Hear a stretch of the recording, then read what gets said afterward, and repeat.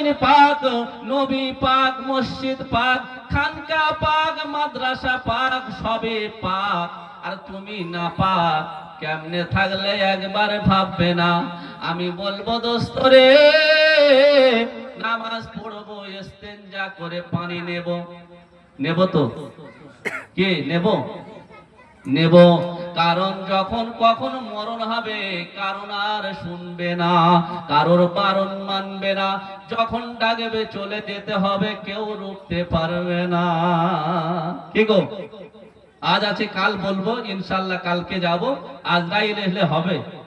হবে না। তাহলে তুমি যদি বলে আমি আজকে কলম ধুই নাই, আজরাইল ফিরে যাও, যাবে? যাবে না।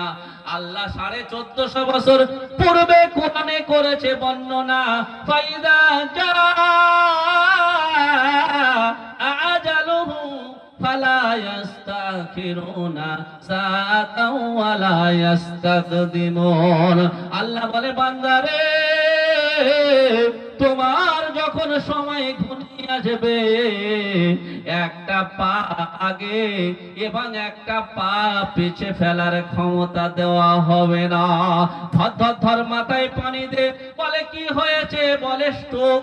এটা আবার জীবনের রোগ। কখন মৃত্যুর সূচনা তুমি আমি জানি না। তাহলে এত মাতব্বরি তাকব্বরি বড়াই লড়াই করলে কেন একবার ভাববে না? কিসের জন্য এত লড়াই, এত অহংকার, এত অহমিকা, এত তাকব্বরি, এত মাতব্বরি, এত ঘমন্ড কিসের? আজকে হয়তো তুমি জীবিত, কালকে হয়তো মৃত। আজকে উৎপাত করছো, কালকে হয়তো চিৎপাত হয়ে যাবে। আজকে সবল আছো, কালকে হয়তো দুর্বল হয়ে যাবে। আজকে সুস্থ আছো, কালকে হয়তো অসুস্থ হয়ে যাবে। তাহলে তুমি কেন ভাবতে চাইলে না? দোস্ত, মরণের কথা স্মরণ করতে হবে কি হবে না? আমি আপনাকে বলছি দোস্ত, শোনো না। আপনি মনে করছেন দাড়িটা রাখলাম কি রাখলাম না, নবীর সুন্নতের পাবন্দি না করলে রেহাই কিন্তু পাবে না। আপনার মনে কষ্ট জাগতে পারে, কিন্তু আমি ওই ডাক্তার এসেছি, যে ডাক্তার যেখানে ফোঁড়া সেখানে একটু টেপাটেপি করবে, হাতুড়ি বার করবে, রক্ত বার করবে। একটু শক্ত হতে হবে কি হবে না? যদি মনে করে ওখানে টেপাটেপি করছে, একটু কষ্ট লাগছে, বাপ বলবে আহারে, মা বলবে আহারে, এরকম ডাক্তার হয় না রে, কঠিন পাষাণ দিল, হৃদয় শক্ত। আমি বলি আমি শক্ত, বের করতে হবে রক্ত, তাহলে ফোঁড়া পাঁজরা ঠিক হবে, না হলে গন্ডগোল হবে, তাই না? আমি আপনাকে বলছি শোনো না, আপনার ওই রকম টিপে টিপে ভাতুড়ি বার করতে হবে, রক্ত বার করতে হবে, শক্ত হতে হবে, না হলে রেহাই পাবে না।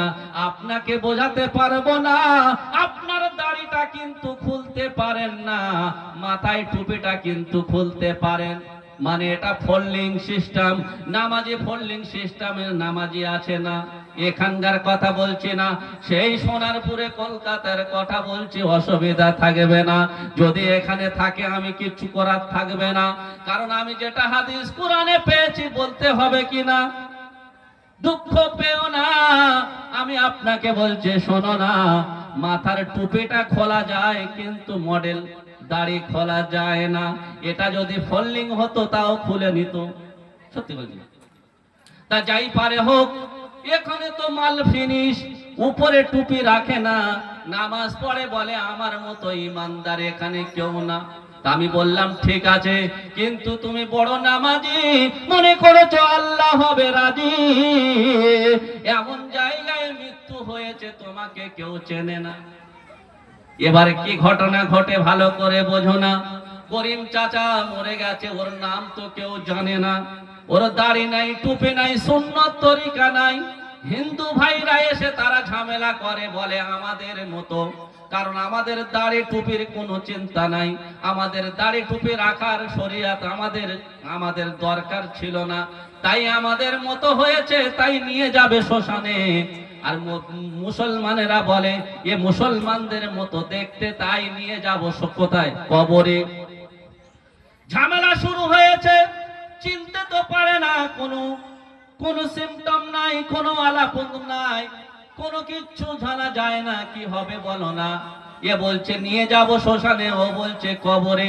বলছে খবর হতে হবে, বলো কি করবে, খবর কি করে হবে?